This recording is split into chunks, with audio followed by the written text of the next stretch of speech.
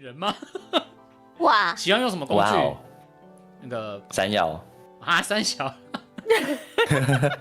家里放一尊山药，它会自己扫。不会，我会在那旁边躺着。大扫除有趣的故事，你们有发生什么有趣的故事吗？每次大扫除我都蛮不开心的。大扫除都累死了。对啊，很累。你可以不要扫啊，或者是你可以放一尊山药在家里。为什么要放我啦？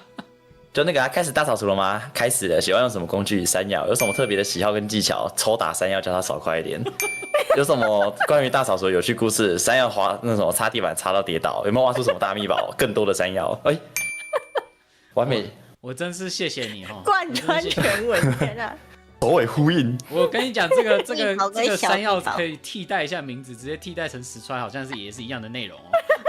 没有，我们没有超多石没有办川，法挖出更多石川，也没有办法挖出更多山药啊，为什么不行？不行啊！那个 Ctrl C Ctrl V 就有了。你也可以Ctrl C Ctrl V 啊！我现在就帮你Ctrl C Ctrl V。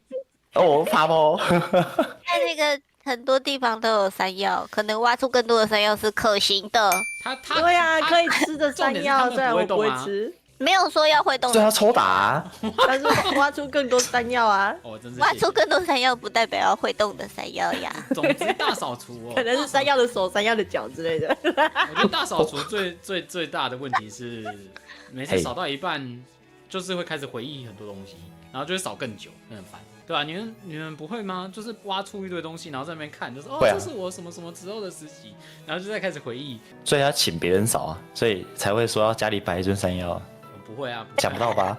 好，那我们下一次。麻将其实是很危险的游戏，不仅有条子和红中，还有东风、梧桐、绿色的发、青色的鸟。